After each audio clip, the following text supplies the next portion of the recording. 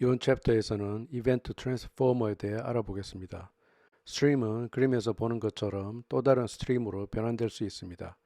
예를 들어 모든 데이터에 2를 곱한다든지 짝수는 버린다든지 하는 식으로 기존 스트림을 새로운 스트림으로 변환시킬 수 있습니다. 블락에서 이벤트를 처리할 때 이벤트를 어떻게 처리할 것이냐는 어플리케이션 성격에 따라 다양한 형태가 있을 수 있습니다. 예를 들어 먼저 접수된 이벤트가 반드시 먼저 처리가 되어야 하는 경우가 있을 수 있습니다. 이런 경우는 한 이벤트의 처리가 길어지면 후속 이벤트가 모두 대기를 해야 하지만 어플리케이션 특성상 반드시 이렇게 처리를 해야 할 수도 있습니다. 이런 처리 방식을 시퀀셜이라고 합니다. 블락 7.2 이전의 디폴트 처리 방식이었습니다. 반면 이벤트의 처리가 반드시 순서대로 이루어질 필요가 없을 수도 있습니다. 이럴 때는 이벤트를 처리할 여력이 있는 범위 내에서 동시다발적으로 이벤트를 처리합니다. 그런데 이렇게 하면 첫 번째 접수된 이벤트의 처리 결과가 두 번째 접수된 이벤트의 처리 결과보다 나중에 나올 수 있습니다. 그런데 만약 의도가 두 번째 이벤트 처리 결과가 첫 번째 이벤트 처리 결과보다 나중에 나와야 한다면 바람직하지 않겠죠. 바로 이 방식이 현재 블락의 디폴트 이벤트 처리 방식입니다. 이런 처리 방식을 concurrent라고 합니다. 또 현재 이벤트를 처리하고 있는데 이벤트가 또 접수되면 새로이 접수된 이벤트를 버리는 게 바람직한 경우가 있을 수 있습니다. 예를 들어 인피니트 스크롤과 같은 경우는 미리 정해진 스크롤 하이트를 넘어서는 순간 새로운 데이터를 가지고 옵니다.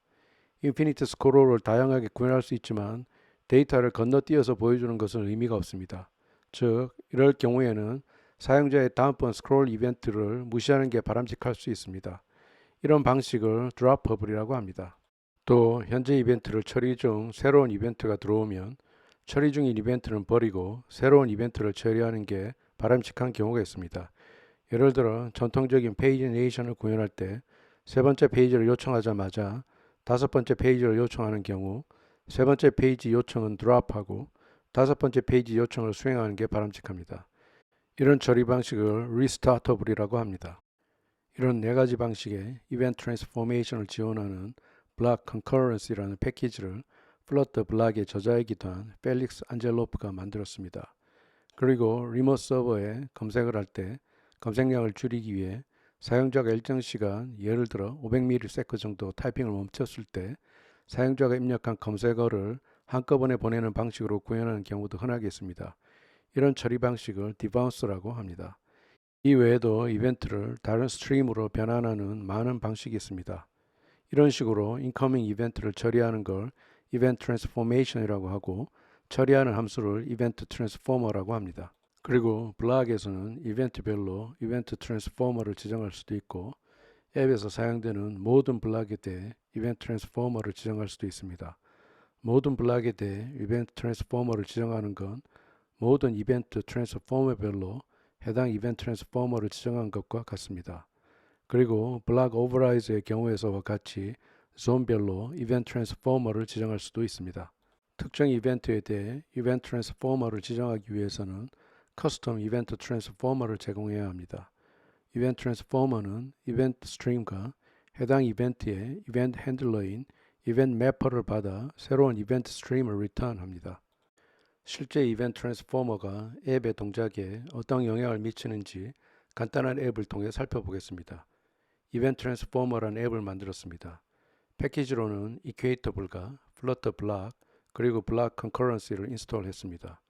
그리고 다른 앱에서와 마찬가지로 analysisoptions.yaml 파일에 include line을 커맨드 처리해서 개발 과정에서는 디폴트 린팅 룰을 적용하지 않겠습니다.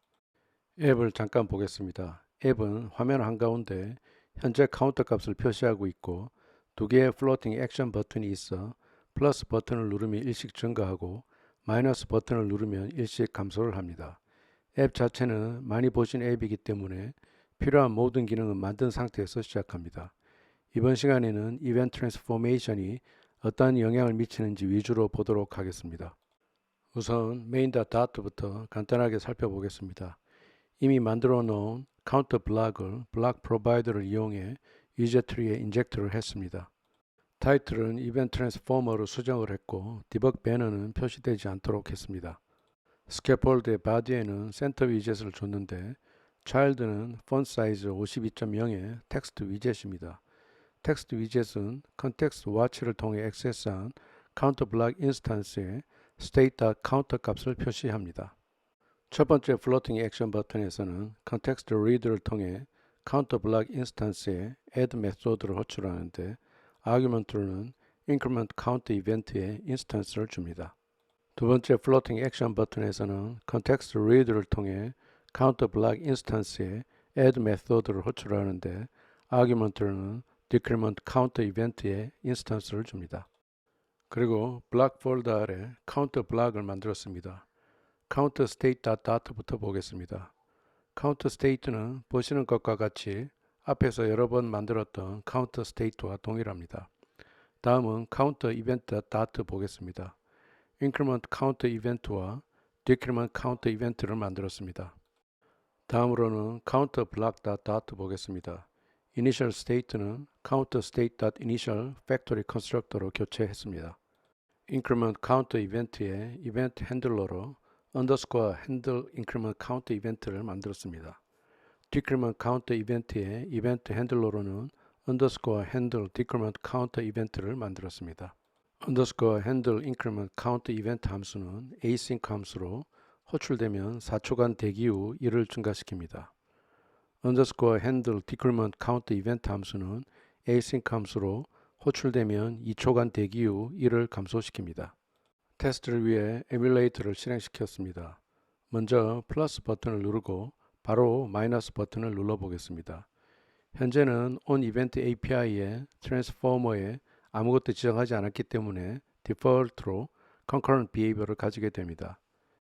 그런데 increment는 4초를 대기하고 decrement는 2초를 대기하기 때문에 마이너스 1이 먼저 표시가 되고 다음에 0이 표시가 될 것 같습니다. 실제로 이렇게 되는지 해보겠습니다. 마이너스 1이 먼저 표시가 되고 다음에 0이 표시가 되었습니다. 그런데 이 concurrency는 동일 이벤트에 대해서도 적용이 됩니다. 예를 들어 remote API에 날씨 데이터를 연속으로 2번 요청했다고 했을 때 첫 번째 요청이 두 번째 요청보다 반드시 먼저 처리된다는 보장은 없습니다.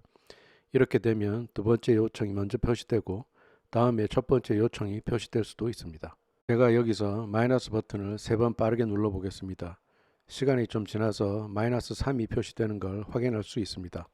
다음으로 decrement count 이벤트를 처리하는 on 펑션의 트랜스포머에 드롭업을 줘보겠습니다. 하루 리스타트 시키고 테스트를 해보겠습니다. 마이너스 버튼을 빠르게 3번을 눌러 보겠습니다. 이번에는 마이너스 1이 표시가 되었습니다. 즉 처음 이벤트를 처리하고 있는 동안 들어온 후속 이벤트는 다 버렸습니다. 다시 하드 리스타트 시키고 마이너스 1을 약 0.5초 간격으로 계속해서 눌러 보겠습니다. 마이너스 1, 마이너스 2가 순차적으로 표시가 되었습니다.